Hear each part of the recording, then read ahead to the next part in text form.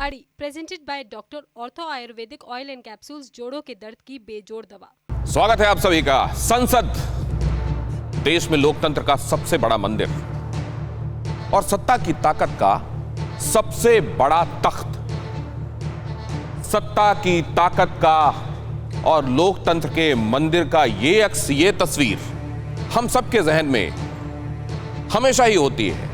ताकत तौलने के सबसे बड़े तराजू में जिसके पास ज्यादा सांसद, उसके पास देश चलाने का लाइसेंस। इसी पावन इमारत को पूजते हुए साल 2014 में प्रधानमंत्री नरेंद्र मोदी ने एंट्री की थी।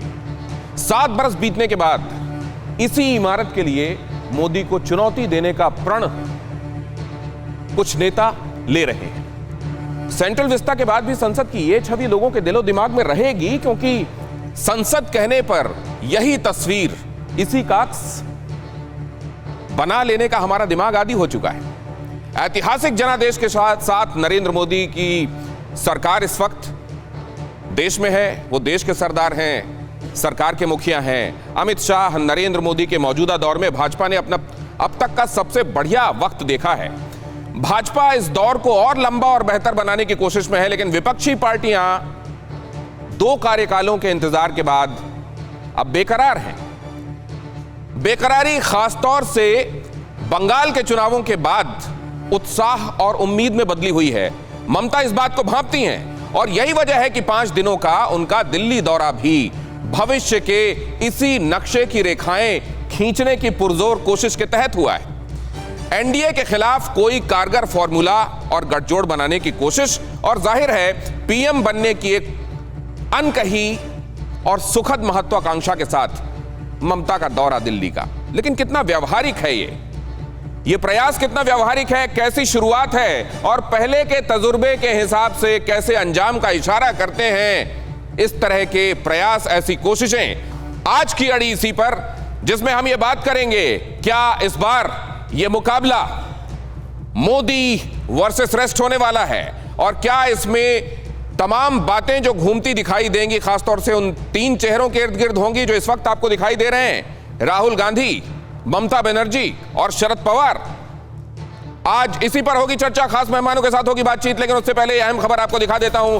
मिशन 2024 के लिए ममता बनर्जी ने झोंकी ताकत। पिछले 3 दिनों से लगातार विपक्षी नेताओं से मुलाकात, विपक्ष को एकजुट करने की ममता की पूरी कोशिश। बीजेपी को टक्कर देने के लिए विपक्ष को एक होना होगा। सोनिया राहुल से मिली, शरद पवार से भी। घुटना, कंधा या कमर, चाहे जैसा हो दर्द, डॉक्टर ऑर्थो आपको देता है दर्द से पूरी आजादी, एक भरपूर जिंदगी। ये कोई टेम्परेरी पेन किलर नहीं, आयुर्वेदिक औषधि है। उनकी मुलाकात, क्या ये कोशिशें 2024 को लेकर शुरू हो चुकी हैं और क्या इसमें कोई एक रूपरेखा उनके दिमाग में बन चुकी है जिसको मूर्त रूप देने की कोशिशों के तहत ये मुलाकातें हो रही हैं? सबसे बड़ा सवाल है। और इससे पहले के वो तजुर्बे जिसमें यह लगता है कि इस तरह की कोशिशें होती तो हैं किसी एक व्यक्ति के खिलाफ, किसी एक गठबंधन के खिलाफ, लेकिन क्योंकि इस तरह की कोशिशों में महत्वाकांक्षा, व्यक्तिगत महत्वाकांक्षा बहुत ज्यादा और काफी बड़ी होती है, तो क्या वैसा ही हश्र इसका ज्यादा संभावित है या इस बार तस्वीर बदली हुई है? इस पर करेंगे हम बातचीत। ममता की मुलाकातों के मायने लेकिन समझने जरूरी हैं। ममता की मुलाकातों के मायने क्या हैं? ये मायने, पहला यह कि बिखरे विपक्ष को एकजुट किया जाए। विपक्ष जो अभी एक साथ दिखाई नहीं दे रहा है, भाजपा या मोदी के खिलाफ बातें तो हो रही हैं जहां कहीं से हो रही हैं, लेकिन वो एक साथ एक जगह से आती बातें नहीं दिखाई दे रही हैं। और दूसरा यह कि प्रधानमंत्री की कुर्सी पर नजर है। हालांकि ये सवाल जब उनसे पूछा जाता है तो ये कह देती हैं कि मैं कोई ज्योतिषी नहीं हूं और अभी इस बारे में कुछ नहीं कहूंगी। ये तक कह देती हैं कि अभी बच्चा हुआ नहीं, आप अन्नप्राशन का सवाल क्यों कर रहे हैं? प्रधानमंत्री की कुर्सी पर निगाह है। अगर ऐसा ना होता तो एक्टिव ज्यादा वो खुद फ्रंट पर नहीं दिखाई देती। बहरहाल, अब इसमें कौन कौन है, यहां आप वो पार्लेज, वो मीटिंग्स देख रहे हैं जो इधर हुई हैं। ये 5 दिनों का दौरा ममता बनर्जी का, तीसरी बार बंगाल में सरकार बना लेने के बाद वो जब दिल्ली पहुंची तो आत्मविश्वास से भरी हुई थी और कई जगह कई सारी बातों की पृष्ठभूमि के साथ कई रूपरेखाएं उनके दिमाग में थीं जिसके साथ उन्होंने मुलाकात की। वो कांग्रेस के कमलनाथ के साथ उनकी मुलाकात हुई हो, कांग्रेस में सोनिया गांधी या राहुल गांधी के साथ उनकी मुलाकात हुई हो, यहां आनंद शर्मा के साथ उनको मिलते हुए आप देख रहे हैं, अरविंद केजरीवाल के साथ उनकी मुलाकात हुई। उनकी मुलाकातें क्या बातें हुई होंगी और क्या इन बातों में इस बार वो जादू, वो वजन, वो फॉर्मूला है जो दीदी को वहां पहुंचा देगा जहां दीदी पहुंचना चाह रही हैं, और उससे पहले ये जो सीढ़ियां बनाने का काम चल रहा है क्या ये सिरे चढ़ जाएगा? इसके लिए क्या है फॉर्मूला, जरा वो देखिए। बीजेपी को चुनौती अगर देनी है तो दीदी का जो फॉर्मूला कथित तौर पर है, खबरों के हिसाब से है, वो ये है 375 सीटों पर सीधे सीधे भारतीय जनता पार्टी को टक्कर। आप जानते हैं कि लोकसभा में सीटें 542 स्ट्रेंथ है, 375 अगर वो टारगेट लेकर चल देती हैं, और अगर इतना नहीं इससे कुछ कम भी हासिल कर लेती हैं तो सरकार बड़ी आसानी से बना लेंगी। आप जानती हैं 301 के साथ भारतीय जनता पार्टी अभी सरकार में है। 375 में सीधी लड़ाई वो मान रही है कि यहां पर मुकाबला ऐसा है जहां हम फाइट दे सकते हैं। अब इसके लिए उन्होंने ये तय किया है कि 200 सीटों पर कांग्रेस को, मतलब इस पूरी कवायद के केंद्र में कांग्रेस को रखा जा रहा है। कम से कम ये फिगर, अगर ये कथित तौर पर ये फिगर जो आ रहा है ये सही है, ममता बनर्जी के दिमाग में भी यही चल रहा है, तो केंद्रीय भूमिका में कांग्रेस को रखा जा रहा है। और कांग्रेस को केंद्रीय भूमिका में रखते हुए 200 सीटों पर अलायंस का कोई उम्मीदवार कांग्रेस के सामने खड़ा नहीं होगा, यह तय किया जा रहा है। 375 कुल सीटें ऐसी होंगी जिसमें यह अलायंस टक्कर देगा भारतीय जनता पार्टी को। अब देखिए, मोदी वर्सेस ऑल, कौन सा फॉर्मूला तैयार? भारतीय जनता पार्टी की मजबूती वाले राज्यों में प्रत्याशी को सीधी टक्कर, भारतीय जनता पार्टी के मजबूती वाले राज्यों में प्रत्याशी को सीधी टक्कर दी जाएगी। फॉर्मूले के ये उसके फाइनल पॉइंट्स हैं। गैर भारतीय जनता पार्टी शासित राज्य में क्या होगा? वहां गठबंधन दलों को समर्थन दिया जाएगा। साझा अभियान के तहत नो वोट टू बीजेपी का नारा दिया जाएगा। हालांकि वो एक और बड़ी मजेदार बात कहती हैं, इस दौरान शायद उन्होंने इस बारे में ब्रेनस्टॉर्मिंग की होगी। वो कहती हैं अच्छा दिन बहुत देखा, अब सच्चा दिन देखना है। बहरहाल तैयारी शुरू हो गई है। देखिए, मतलब ये कि मुकाबले को मोदी बनाम गांधी परिवार नहीं बनने देना है, क्योंकि इससे क्या होगा, उनकी जो अपनी महत्वाकांक्षा है वो सिरे नहीं चढ़ेगी। और वैसे भी इस बात का हवाला दिया जा सकता है कि इतने दिनों से यही तो हो रहा था, गांधी परिवार ही तो मोदी के बरक्स केंद्रीय भूमिका में देखा जा रहा था इस लड़ाई में, लेकिन उधर तो कुछ हासिल हुआ नहीं। नेतृत्व का निर्णय चुनाव बाद की परिस्थिति के हिसाब से करना, इस बात पर वो जोर दे रही हैं, अभी जब बात कर रही हैं। और ये भी, हालांकि ये स्पष्ट रूप से नहीं कहा गया, लेकिन ये हो सकता है कि शरद पवार को पितामह की, पैटर्न की भूमिका में उतारने की कोशिश हो। शरद पवार एक ऐसा अम्ब्रेला तय किए जाएं जिसके अंदर सब एकजुट हों, और वो उनके लिए क्या पोजीशन तय की जाती है यानी ये शायद ममता बनर्जी बता सकती हैं, लेकिन धार्मिक, भावनात्मक और राष्ट्रवाद के बदले महंगाई, किसान आंदोलन, बेरोजगारी को मुद्दा बनाना उनकी रणनीति में शामिल हो सकता है। आप जानते हैं कि दिल्ली में 60 पत्रकारों के साथ भी उनकी मुलाकात हुई, जो कि अनौपचारिक थी, ऑफ द रिकॉर्ड थी, और उसमें जो बातें इशारा बनती हैं वो ये बताती हैं कि ममता बनर्जी के जहन में क्या चल रहा है। ये चल तो रहा है जहन में, लेकिन जहन में चल रही हर बात मूर्त रूप से साकार हो जाए ये जरूरी नहीं होता। या फिर अब बदली हुई परिस्थितियां हैं और उन परिस्थितियों को भांज चुकी हैं ममता बनर्जी। राजीव जेटली, प्रवक्ता भारतीय जनता पार्टी के, हमारे साथ आज की शाम इस चर्चा में जुड़ रहे हैं, बहुत स्वागत है उनका। अभय दुबे, प्रवक्ता हैं कांग्रेस के, हमारे साथ कुछ ही देर में इस चर्चा में जुड़ने वाले हैं। सुजाता मंडल आपको नजर आ रही हैं, मुस्कुराता हुआ चेहरा टीएमसी का, क्या यह मुस्कुराहट आत्मविश्वास से भरपूर है? आनंद दुबे हैं, प्रवक्ता शिवसेना के, शिवसेना भी इस मीटिंग इन पार्लेज में शामिल हो रही है, मतलब शिवसेना जिसका कोर एजेंडा हिंदुत्व रहा है, क्या आप इस पार्ले, इस तरह के किसी अलायंस का हिस्सा बनने और उन कोशिशों को सिरे चढ़ाने के लिए भी तैयार है? उनसे जानेंगे। लेकिन प्रोफेसर पुष्पेश पंत हमारे साथ, राजनीतिक विश्लेषक, जिनका समृद्ध अनुभव और ज्ञान आपको यह बताएगा कि असल में इस तरह की कोशिशों के लिए आज कितनी उपजाऊ जमीन है और इसकी कितनी फसल आने वाले दिनों में तैयार होने वाली है। बहुत स्वागत करता हूं सभी मेहमानों का। सबसे पहले राजीव जी, आपसे, कितनी दिलचस्पी के साथ आप इन मुलाकातों को देख रहे हैं? देखिए, कोई नई मुलाकात नहीं है। आपने देखा पहले भी इस तरीके के राजनीतिक गठबंधन बनते रहे हैं, बिखरते रहे हैं, टूटते रहे हैं, और सबकी महत्वाकांक्षा भी उजागर हुई है। आपने 2014 चुनावों के अंदर देखा। और जो बंद कमरों में मीटिंग चल रही है वो नेतृत्व को लेकर के ही चल रही है, क्योंकि सबकी अपनी महत्वाकांक्षा है कि मैं प्रधानमंत्री का दावेदार बनूं। हम तो स्वागत करते हैं, क्योंकि इस देश में सभी राजनीतिक पार्टियों का केवल एक ही स्वप्न रह गया है कि इस देश से किसी भी तरीके से मोदी जी को हम डिस्टर्ब कर सके, मोदी जी को हटा सके। और इस देश की जनता मोदी जी के साथ है, क्योंकि मोदी जी के साथ देश की जनता और राजनीतिक पार्टियों के गुणा भाग अपने आप में चल रहे हैं। और उस गुणा भाग के चलते जो ये आपने चर्चा में आज बिठाई है, ये जिसको हम डिस्कस कर रहे हैं, वो डिस्कशन मुझे लगता है केवल यहीं पर आकर रुक जाएगी कि नेतृत्व किसके पास रहने वाला है। क्योंकि वहां पर आप देखेंगे शरद पवार साहब खुद प्रधानमंत्री के उम्मीदवार बनना चाहते हैं, इधर दीदी बनना चाहती हैं, उधर कांग्रेस के राहुल गांधी जी ने अपनी पूरी राजनीतिक पार्टियों में अपने मुख्यमंत्रियों को बेइज्जत किया, एक बार नहीं बहुत बार। तो अगर इस तरीके से जिनकी बड़ी बड़ी महत्वाकांक्षाएं रहे हैं, जैसे राहुल गांधी जी बहुत बड़ी महत्वाकांक्षा के साथ चल रहे हैं, तो उनका आपस में तालमेल किस तरीके से बैठेगा वो देखने की बात है। लेकिन हमें इससे कोई आपत्ति नहीं है, सबका स्वागत है, सबको राजनीति में इस तरीके के सपने लेने का अधिकार है। इस तरह के सपनों के साथ आगे बढ़ने का अधिकार राजनीति में सबको है, लेकिन व्यक्तिगत महत्वाकांक्षाएं पहले भी आड़े आई हैं, फिर से आड़े आएंगी, और ये केवल मोदी जी को डिस्टर्ब करने के लिए किया जा रहा है, ये कहना है राजीव जेटली का। गाड़ी में बैठे हुए हैं, गाड़ी से याद आ रहा है सुजाता मंडल, ये चलती का नाम गाड़ी होगा आपके लिए, या गाड़ी बुला रही है, सीटी बजा रही है?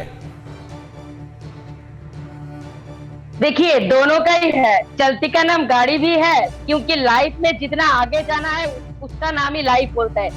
लाइफ में जितना आगे जाओगे, काम करोगे, उसका वही है असली मतलब लाइफ का।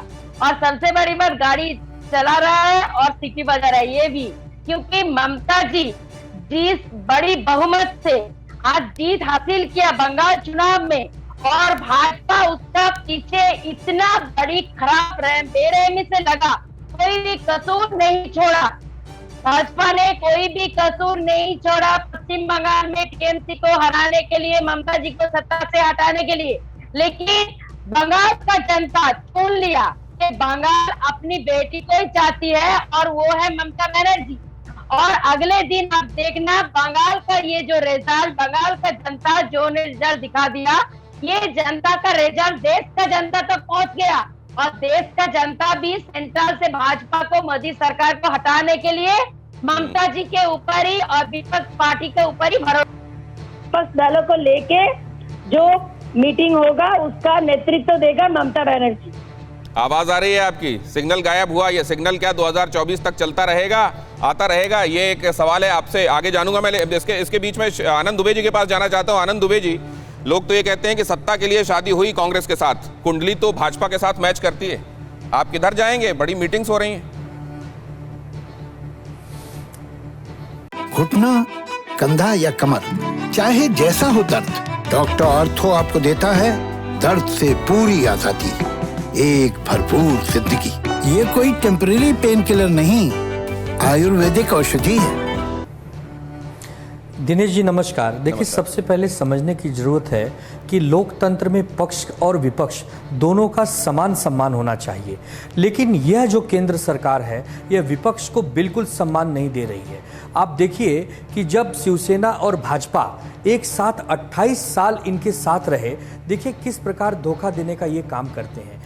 पीडीपी को जब इनको लगता है सत्ता में लाना है तो पीडीपी के साथ दोस्ती करते हैं, जब इन्हें लगता है कि बसपा के साथ समर्थन से सरकार बनानी है उत्तर प्रदेश में, वहां सुविधा अनुसार काम करते हैं। उसके बाद अकाली दल के साथ सरकार में रहते हैं, बाद में उनसे अलग हो जाते हैं। तो ये विपक्ष को जो मजबूती प्रदान कर रहे हैं, ये करीब करीब भाजपा के लोग ही वो शक्ति दे रहे हैं। भाजपा के लोगों ने तय कर लिया है कि 24 तक आते आते भाजपा में ही भयंकर टूट पड़ जाएगी। आज इनका पुराना कोई अलायंस इनके साथ नहीं है। एक जमाना हुआ करता था पंडित अटल बिहारी वाजपेयी जी का, 25-25 दलों को साथ लेकर वो सरकार बनाते थे, उनकी सूझबूझ होती थी। लेकिन आज अटल बिहारी जी हम सबके बीच में नहीं है, और आडवाणी जी हैं, तो उनका आज भाजपा में क्या स्थिति है वो दुनिया से छुपा नहीं है। तो ये देखने की जरूरत है कि आज विपक्ष को एक मंच पे आने की जो कवायद शुरू की गई है, जो आज मीडिया के माध्यम से चर्चा का एक बहुत बड़ा माहौल बना हुआ है देश में, वह इसलिए बना है कि भाजपा ही अपने अंदर ही परेशान है। और भाजपा, मैं आज आपको दावे के साथ कहता हूं कि जो 325, 320, 303 जो इनके सपने हुआ करते थे, आने वाले वक्त में भाजपा अगर 150 सीटों तक नहीं सिमट गई तो आप कहना, क्योंकि यह जनता महंगाई से परेशान है, जनता बेरोजगारी से दीदी कह रही है वो ज्योतिषी नहीं है, किसान परेशान है, आनंद दुबे जी काम कर सकते हैं। आनंद दुबे जी, एक बात मैं लेकिन समझना चाहता हूं, ये गठबंधन की बात जो आप कह रहे हैं ना, आप कह रहे हैं कि अलायंस को साथ में लिया और अपॉर्चुनिटी के हिसाब से उनको साथ में लिया या हटा दिया। मैं एक बात ये कहना चाहता हूं, गठबंधन के साथ हमेशा मजबूरी हुई जुड़ा सुना है मैंने, गठबंधन की मजबूरी, गठबंधन का सुखद संयोग मैंने कभी नहीं सुना किसी भी मामले में, कहीं पर भी। और यहां तक कि महाराष्ट्र में भी जो आपका गठबंधन चल रहा है उसमें भी जो लोग हैं आपस में, वो पार्टियां वहां कहीं ना कहीं उठापटक चलती रहती है, ये बात भी आपसे छिपी हुई नहीं है। तो हर कोई ये चाहता है कि वो अकेले में ज्यादा कंफर्टेबल है, जब साथ में लेकर चलना होता है तो मुश्किलें आती हैं। मैं आपके पास आता हूं सर, अब पुष्पेश जी के पास जाना चाहता हूं जरा मैं। पुष्पेश पंत साहब, दिनेश जी आ रहा हूं, अब आनंद जी आपके पास आ रहा हूं, अभी तो आप हैं मेरे साथ कार्यक्रम में, आगे मैं आपसे चर्चा करूंगा। पुष्पेश जी, ये कोशिशें, आज की परिस्थितियां कितनी अनुकूल हैं इन कोशिशों के लिए? देखिए, मैं सबसे पहले तो ये स्पष्ट कर दूं कि मुझे इसमें 2024 के इलेक्शन की छाया नहीं नजर आती है। मुझे लगता है इसमें 2024 के चुनाव के पहले जो उत्तर प्रदेश के चुनाव होने वाले हैं उसमें भाजपा के लिए गतिरोध करने की एक परियोजना इसमें मुझे नजर आती है। देखिए, मुझे लगता है कि अभी ममता जी के पास बंगाल की जीत का जोश है और इस बात को झुटलाया नहीं जा सकता कि उन्होंने मोदी जी के करिश्मे और संगठन क्षमता जो अभूतपूर्व समझी जाती थी अमित शाह जी की, उन दोनों को ही निश्चित रूप से पराजित किया है। चुनावी जीत उनकी हुई और भले भाजपा ये कहती रहे कि हमारे विधायकों की संख्या बढ़ गई, मगर जिस तरह के सारे छल कपट दंड छंद का प्रयोग किया गया था उसको देखते हुए ममता के लिए बड़ी भारी उपलब्धि है कि उन्होंने केंद्र की सारी ताकत को झोंक देने के बाद, मोदी जी की करिश्माई भाषणों के बाद। मैं आपसे जानना चाहता हूं सर, सॉरी बीच में आपको रोक रहा हूं, ये बात तो सही है जो आपने कहा 2024 की पतंग अगर उड़ती देखनी है तो 2022 की डोर चाहिए, लेकिन एक बात मैं ये जानना चाहता हूं कि ये एक्स्ट्रापोलेशन जो हो रहा है बंगाल चुनाव के बाद, एक्स्ट्रापोलेट करके 2024 जो देखे जा रहे हैं, वो मैं जानना चाहता हूं सर कि ये किसी ने मेरे से कहा, भाजपा के किसी मित्र ने कहा ऑफ द रिकॉर्ड, उन्होंने कहा कि काउंटी लेवल मैच जीतने के बाद इंटरनेशनल मैचेस का सपना नहीं देखना चाहिए। यदि मैं बीच में आपको टोकूं, मुझे लगता है कि हम उलझे रहेंगे जब तक मोदी जी बनाम ममता में, तो हम तर्कसंगत राजनीतिक विश्लेषण नहीं कर पाएंगे। कहीं ना कहीं हमारी राजनीतिक पक्षधरता आड़े आएगी। मुझे लगता है पितामह हो, भीष्म पितामह हो, शरद पवार ने जितनी पलटियां अपनी राजनीति में खाई हैं, उम्र के इस पड़ाव में उनसे ही उम्मीद करना कि उनके प्रधानमंत्री बनने का सपना पूरा होगा, वो राष्ट्रपति बनेंगे, संवैधानिक संकट के काल में काम लगेंगे, आज ही विचित्र है। जहां तक ये बात है, मुझे बड़ी विचित्र लगती है कि ममता इतनी नादान या मतिमंद नहीं है कि वो ये मानकर चले कि गठबंधन के बाद 200 सीटों पर कांग्रेस चुनाव लड़ेगी जिनका कोई विरोध कोई और संगठन का सदस्य नहीं करेगा। कांग्रेस जिस तरह की भावना से पीड़ित है, खुदकुशी के लिए उग्र है, वो पंजाब हो, वो मध्य प्रदेश हो, उत्तर प्रदेश में कोई नाम लेवा नहीं बचा है, तो मुझे लगता नहीं कि कांग्रेस को सामने खड़ा कर क्या कोई चुनाव जीता जा सकता है, कभी भी निकट भविष्य में छोड़िए, सुदूर भविष्य में भी। मुझे लगता है कि ममता जी कांग्रेस में भी रह चुकी हैं, भाजपा में भी रह चुकी हैं, अनेक संगठनों में रह चुकी हैं, उनमें इतनी समझ होनी चाहिए कि आज के उत्तर प्रदेश से भौगोलिक दूरी बंगाल की कितनी दूर हो, मगर आज का जो परिवेश उत्तर प्रदेश का है, वहाँ लोगों की याद है कोरोना की मौतें, नदियों में लाशों का बहना, और ये बातें 2024 तक धूमिल हो चुकी होंगी। तो उनका प्रयास ये रहेगा कि ये न प्रकार कहीं ना कहीं कोई बाधा एनडीए के लिए उनकी छवि को धूमिल करने के लिए इन 2 वर्षों में जारी रहे। मुझे लगता है कि महंगाई का प्रश्न हो, बेरोजगारी का प्रश्न हो, मुझे लगता नहीं कि दक्षिण में डीएमके को छोड़ या उत्तर प्रदेश में सपा को छोड़कर कोई इस तरह का गठबंधन हो सकता है जो कांग्रेस की बैसाखी के सहारे चलती है। ठीक है सर, कांग्रेस की बैसाखी और कांग्रेस खुदकुशी के लिए आतुर है, ये जो टिप्पणियां हैं इस पर मैं अभय दुबे जी का जवाब लेना चाह रहा था, सुजाता जी का भी जवाब लूंगा कि क्या ऐसों के साथ आपको वो फॉर्मिडेबल अलायंस दिखाई देता है। लेकिन उससे पहले राजीव जेटली जी, अच्छे दिन बहुत देखे, सच्चे दिन देखना है, कह रही है ममता। देखिए, इस देश की जनता ने एक बार नहीं, आपने देखा कि पहले टर्म में भी, 2014 में भी, 2019 में भी अपना मैंडेट दिया है, अपना जवाब दिया है और बताया है कि ये देश की जनता देश के प्रधानमंत्री के साथ है। अब उसे अच्छे दिन कहें, और अगर सच्चे दिन थे तो ही तो सच्चे दिन थे, और सच्चे दिन निकले हैं, इसका आभास देश की जनता ने किया है। ये दीदी का ठीक है एक महत्वाकांक्षा, फोन पे प्लास्टर लगा के चल रही है, वो फोन पे प्लास्टर। देखिए, उनकी अपनी एक अलग मजबूरी भी हो सकती है, क्योंकि उनके भतीजे अपनी पार्टी को टेक ओवर करना चाहते हैं पश्चिम बंगाल में, तो एक तरीके से जैसे कहते हैं ना 4 धाम की यात्रा, तो उन्होंने 4 धाम की यात्रा पर दीदी को निकाल दिया है और वो चाहते हैं कि अब पश्चिम बंगाल से बाहर जाए। और ये मुझे लगता है टीएमसी के जितने भी प्रवक्ता हैं उनको ये जानकारी है, उनके नेताओं को भी ये जानकारी है, और अब दीदी बाहर निकली है, लेकिन महत्वाकांक्षा के साथ निकली, और महत्वाकांक्षा के साथ उन लोगों के पास जा रही हैं जो लोग उनसे पहले इस महत्वाकांक्षा को पाले हुए हैं। तो देखना यह है कि कौन सा ऐसा नेता, क्योंकि अगर आपके पैनल पे मैं अभी टीवी पे देख नहीं पा रहा हूँ, लेकिन आपके पैनल पे जितने भी जिस राजनीतिक पार्टी के लोग बैठे हैं, अभी दीदी के जो प्रवक्ता है उन्होंने तो क्लियर कर दिया कि दीदी की प्रधानमंत्री की दावेदार होनी चाहिए, उम्मीदवार होनी चाहिए। लेकिन यही बात शिवसेना, यही बात कांग्रेस और यही बात शरद पवार कहने के लिए तैयार है। अगर वो तैयार नहीं है तो आप देखिए जिस तरीके से 2014 में हालात। सर मुझको तो ये लगता है कि कोशिश ये है, ये अभी एक अनकहा नाम है दिमाग में। अगर इस तरीके की किसी अलायंस के बाद बढ़िया नंबर्स आ जाते हैं, स्ट्राइक रेट बेहतर होता है, तो वो अपने आप हो भी जाएगा, ये सोचकर चल रही होंगी वो, इसीलिए खुद अपना नाम नहीं ले रही हैं। समर्थक तो नाम ले ही सकते हैं।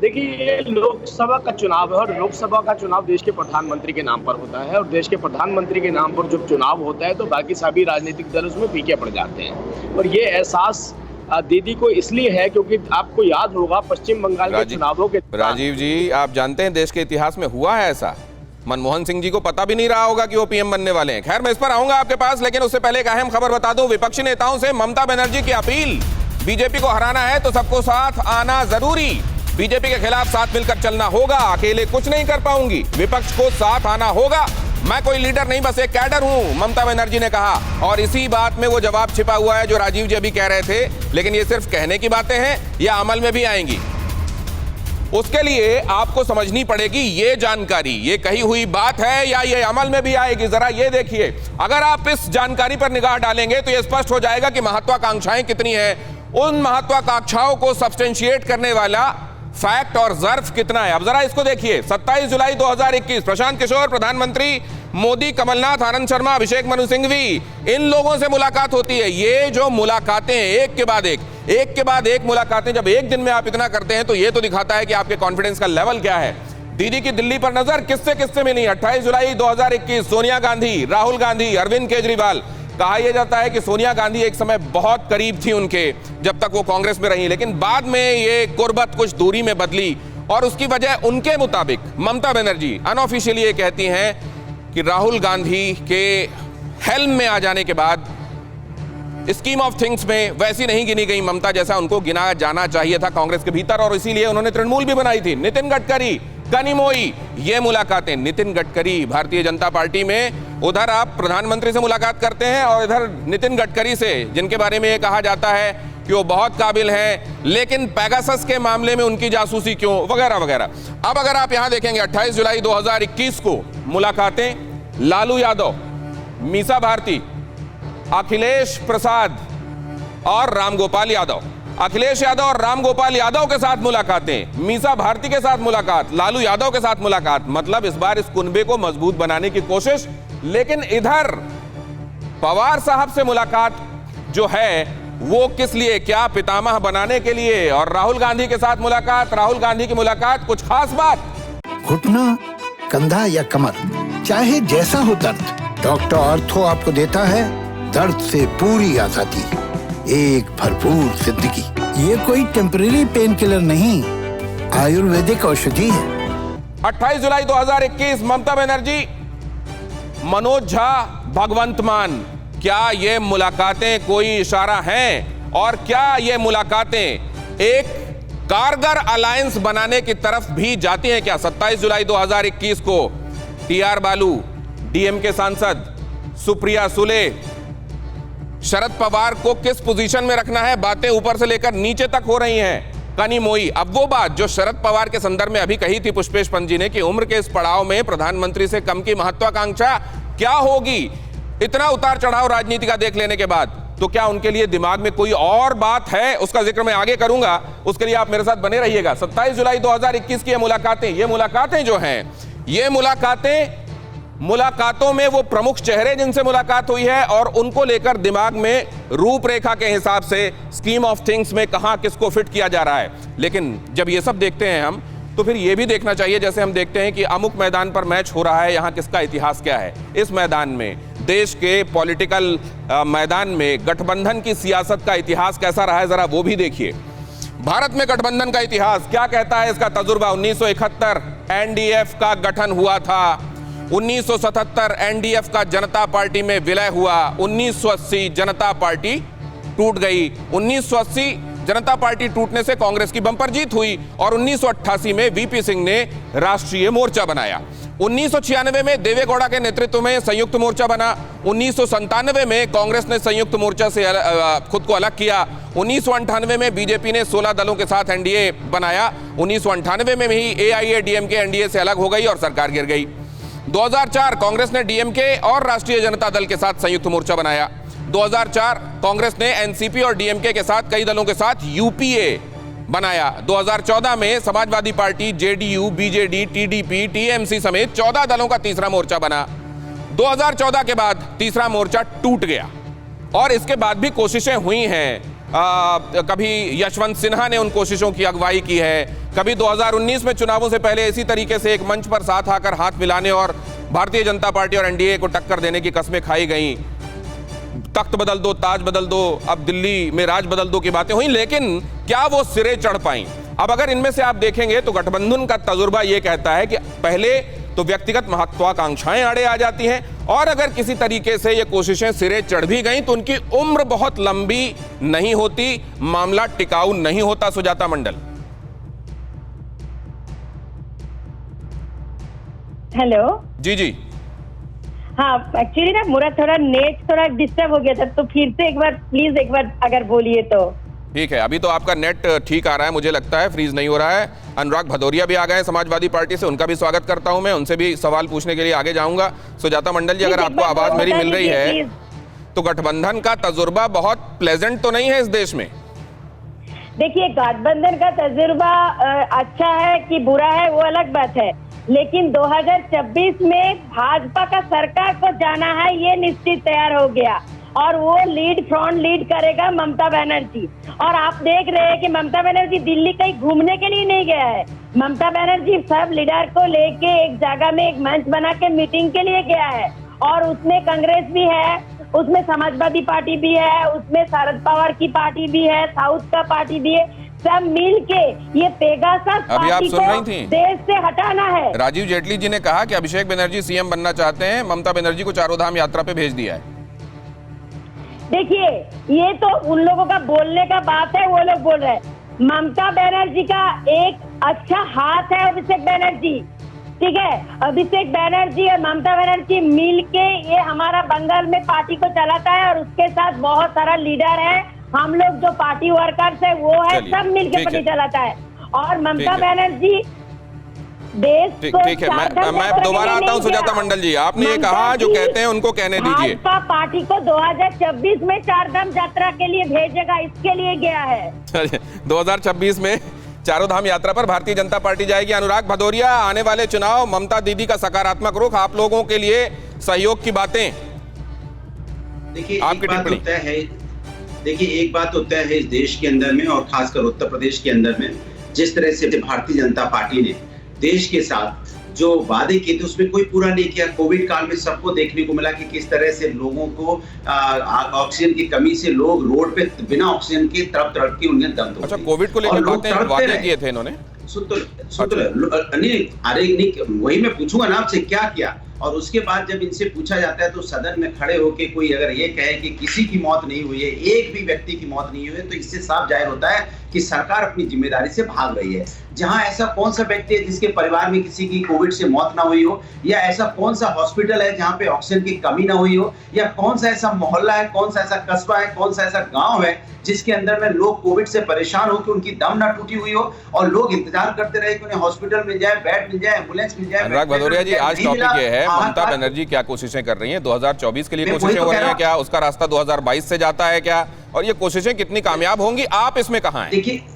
देखिए, मैं आपसे कहता रहा हूं कि इस देश के अंदर में जो तानाशाही सरकारें हैं, जिस तरह सरकार चल रही है देश के अंदर में, उसको हटाना जरूरी है। और खासकर उत्तर प्रदेश में भी 2022 का चुनाव है और 2022 में जिस तरह का तांडव आपको उत्तर प्रदेश में देखने को मिल रहा है कि महिलाओं का चीरहरण हो रहा है सरेआम, जो महिला सम्मान मशाल किसके हाथ में रहेगी? अरे बात तो सुन लीजिए, मैं क्या कह रहा हूँ, मेरी बात पूरी हो जाने दीजिए। आप अपनी बात कह लीजिएगा, मुझे अपनी बात कहने दीजिए। जिस तरह से वहां चीरहरण हुआ, जिस तरह से पुलिस वाले को वहां थप्पड़ मारा जा रहा है सरेआम, पुलिस वालों का इनकाउंटर हो रहा है सरेआम वहां पे किसान धरने पे बैठा है, किसानों की मौतें हो रही हैं, युवा बेरोजगार है, आत्महत्या कर रहा है, महंगाई से लोग आत्महत्या कर रहे हैं। इस प्रदेश के अंदर में, देश के अंदर में जहां महंगाई और बेरोजगारी से लोग आत्महत्या करने लगे, जिस देश में किसान का सम्मान यहाँ पे प्रभु राम प्रभु कृष्ण भी करते थे। अनुराग भदौरिया जी, आप विलंब से जुड़े, वरना और पहले से आपसे बातें होती। और दूसरा, माफ कीजिएगा, लेकिन सर भाषण देने के लिए थोड़ी है सर ये मंच। आपको तो पता होगा कि एंकर सवाल करेगा, आपको उसके विषय में जवाब देने हैं। नहीं, अब आपने पूरी फहरिस्त और एक भाषण सुनाया और वो विषय से हटकर था सर। नहीं, एक सेकंड, आनंद दुबे जी के पास जाना चाहता हूं मैं। आनंद दुबे जी, अब सवाल ये है कि भांति भांति के रंगों का ये फूलों का गुलदस्ता, ये कितना कामयाब आपको होता हुआ दिखाई देता है?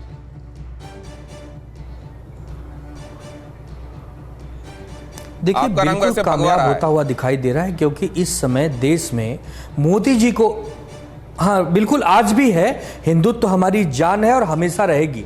लेकिन आज स्थिति क्या है, 2014 से लेकर 21 तक के बीच में आप देखिए कि जिस ढंग से मोदी जी ने सपने दिखाए थे, आज पेट्रोल का भाव देखिए, सिलेंडर गैस का भाव देखिए। माताओं और बहनों से पूछिए ना कि घर का बजट कैसा हो गया है। आपने नारा दिया अब की बार मोदी सरकार, अच्छे दिन आएंगे, न तो अच्छे दिन आए, अब की बार मोदी सरकार भी आए। लेकिन उत्तर प्रदेश में न तो आपको अब 80 में से 75 सीटें मिलेंगी, न बिहार में से 40 में से आपको 35 सीटें मिलेंगी, न तो आपको गुजरात, राजस्थान, मध्य प्रदेश, महाराष्ट्र, झोली भर भर के लोगों ने आपको वोट दिया। तब जाकर आप एक बहुत विशाल संख्या में 302, 305 इन संख्या में आप एक बात की तारीफ करेंगे, लेकिन देखिए मैं प्रोस्पेक्ट पूछ रहा हूं गठबंधन के, और आप प्रोस्पेक्ट बता रहे हैं सरकार के। ये बात आपने गौर की नहीं की हो तो इस पर ध्यान दीजिएगा। मैं पुष्पेश जी के पास जाता हूं। गठबंधन में नहीं, मैं आपसे कह रहा हूं दिनेश जी पहले बात कंप्लीट होने दीजिए मेरी। आपने गुलदस्ते की बात की थी,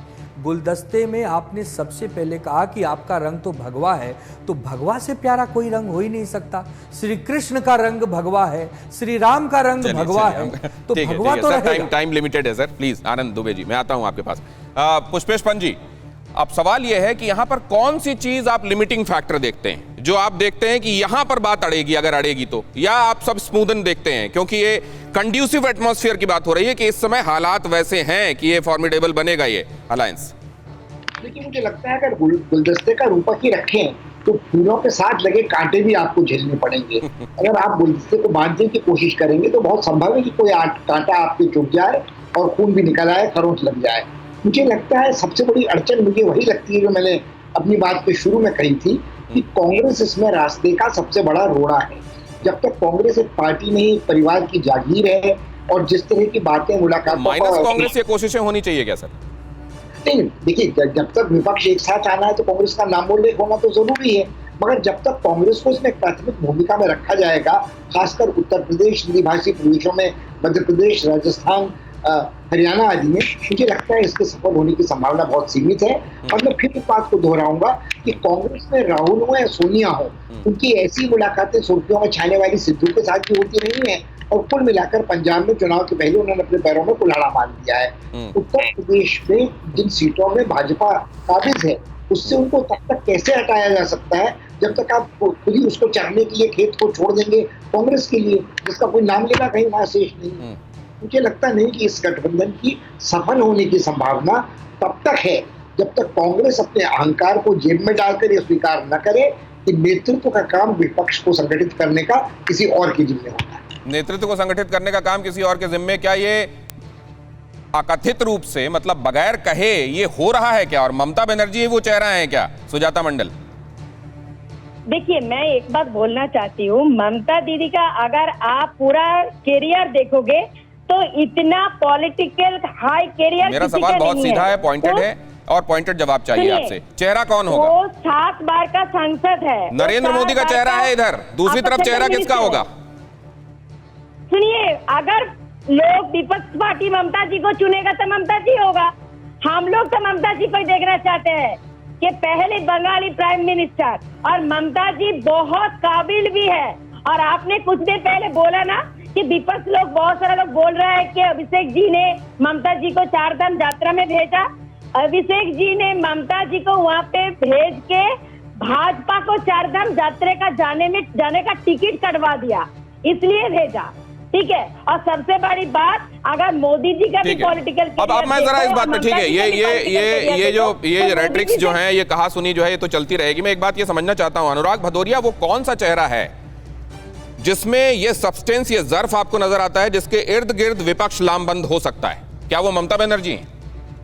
देखिए, अब मैंने आपको बताया ना, जनता सबसे बड़ी चेहरा है और जनता के साथ धोखा किया है भारतीय जनता पार्टी ने, और जनता भारतीय जनता पार्टी को सबक सिखाएगी, क्योंकि लोकतंत्र में जनता सबसे बड़ी ताकत होती है। और धोखा तो जनता के साथ हुआ है ना, जो जनता को वादे किए गए थे, किसानों की इनकम दोगुनी हो जाएगी, तो किसान बेचारा वहां धरने पे बैठा है। 8 महीने हो गए, बारिश भी सह रहा है, ठंडी भी सही, धूप भी सही, और वो 700 किसानों की मौतें भी हो गई। यहाँ महंगाई को दिया गया। अखिलेश यादव को प्रधानमंत्री नहीं बनते देखना चाहेंगे आप? मेरी बात सुनते ना, मैं अपनी बात पूरी कर लूं, फिर आप सवाल पूछ लीजिएगा। अरे मैं कह रहा हूं, अखिलेश यादव को प्रधानमंत्री तो बनते देखना चाहते हैं ना? बेरोजगारी का माहौल है, उस बेरोजगारी में सोचो आप लोग आत्महत्या करें इस देश के अंदर में, और बेरोजगारी की या माने विश्व स्तरीय पर रिकॉर्ड टूट जाए बेरोजगारी का उत्तर प्रदेश और देश के अंदर में, और महिलाओं का सरेआम चीरहरण होने जाएगी जिस देश और प्रदेश के अंदर में। इन तकलीफों से निजात दिलाने की कुव्वत अखिलेश यादव में तो है। मैंने कहा ना, 2022 में उत्तर प्रदेश में बाईसाइकिल होगी, अखिलेश यादव चीफ मिनिस्टर होंगे। सुन लीजिए आप, कान खोल के, आप भी, और आप भी अपने चैनल में ब्रेकिंग न्यूज चलाते हैं। अरे तो आप सीएम तक ही सीमित रखना चाहते हैं? सीएम तो बन चुके हैं वो एक बार। अरे भैया, सीएम बनना, मतलब सीएम अखिलेश, पीएम ममता, आप ये कह रहे हैं?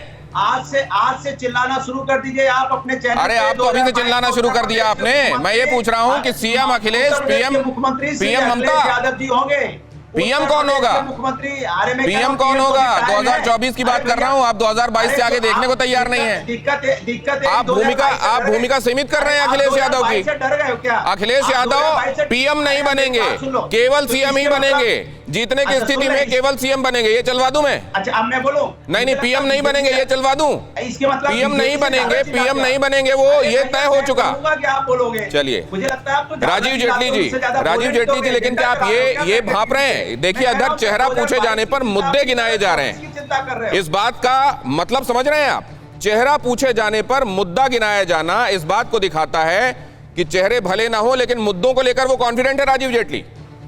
आप इस बात से अंदाजा लगाइए दिनेश जी, कि जब हम चैनल के ऊपर प्रवक्ता डिबेट कर रहे हैं, वहीं हम कंफ्यूज हैं नेतृत्व को लेकर के, तो अंदर कमरे में किस तरीके के जुतम पेजार होते होंगे इनके आपस में। अंदर के हालात और बाहर के हालात में बहुत फर्क है। वहां पर टीएमसी की जो प्रवक्ता है, उन्होंने कहा कि भदौरिया अभी मत बोलिए, आपकी आवाज नहीं जाएगी, अभी उनको सुनिए। जब आप बोल रहे थे सब सुन रहे थे। हाँ राजीव जी, हाँ, यहाँ पर देखिए, मैंने यही बोला आपसे कि ये हालात देखिए कैसे हैं। और जब हम राज्यों में चुनाव लड़ते हैं, मैं इंक्लूडिंग ममता बनर्जी बता रहा हूँ कि उन्होंने क्या बोला था अपने राज्य के चुनाव के दौरान। बोला था, ये लोकसभा का चुनाव नहीं है, ये विधानसभा का चुनाव है, ये हमारे प्रदेश का चुनाव है। मोदी जी को लोग लोकसभा में पसंद करते हैं, ये मैं नहीं कह रहा हूँ, ये दीदी के कोट है, भाषण के अंदर दिया हुआ बात है ये। तो इसी तरीके से वो खैर अलग सब्जेक्ट है। राजीव जेटली जी, शुतुरमुर्गी रवैया कभी भी अच्छा नहीं होता। मैं आपसे ये पूछना चाहता हूं कि बंगाल के रिजल्ट ने कुछ हकीकतें आपके सामने रखी हैं, या आपके लिए सब कुछ वैसा ही सुनहरा है, वैसा ही आपके लिए केक वॉक होने वाला है आने वाले दिनों में? 3 से 70 पे आए हैं। आपने क्या सोचा? पश्चिम बंगाल के अंदर भारतीय जनता पार्टी एग्जिस्ट नहीं करती थी। पश्चिम बंगाल के अंदर भारतीय जनता पार्टी की 70 सीटों का सीधा मतलब है कि पश्चिम बंगाल की जनता अब ममता दीदी के साथ लड़ाई करने के लिए तैयार है, बशर्ते दीदी वहां जो कतलेआम मचा रखा है, जब खून खराबा मचा रखा है, उसके ऊपर अंकुश लगाएं, क्योंकि राजनीति करने का अधिकार सबको है। मतलब इसका ये कि आप केंद्र के चुनावों में भी सीटें बढ़ता हुआ देख रहे हैं, वैसे वहां बढ़ गई जैसे वही उसी तरीके से यहाँ बढ़ जाएंगी? नहीं, हमारी देखिए, मैं तो आपसे बोल रहा हूँ कि इस देश की जनता देश के प्रधानमंत्री के साथ है। राजनीतिक दल आपस में अपना गुणा भाग कर रहे हैं कि किसको प्रधानमंत्री का दावेदार बनना है। राजीव जी, एक बात मैं आपसे जानना चाहता हूँ बहुत स्पष्ट, क्या महंगाई, क्या भ्रष्टाचार, क्या कोविड के समय मैनेजमेंट, ये मुद्दे हैं? और आपको लगता है कि इस मामले में जो सत्तारूढ़ सरकार है और पेगासस भी, इसमें आने वाले दिनों में और काम किए जाने और ट्रांसपेरेंसी की जरूरत है, या आपको लगता है जो किया गया है वो बेस्ट है, इसमें कोई गुंजाइश नहीं है, विपक्ष का काम है हल्ला करना? हम चाहते थे कि सदन के अंदर डिबेट हो, हर सब्जेक्ट के ऊपर हो, कोविड के ऊपर भी हो, कि कृषि के ऊपर कह तो रहे पेगासस पे कीजिए। मैं वही तो बता रहा हूँ, आप देखिए कि पूरा देश किसने रोक दिया।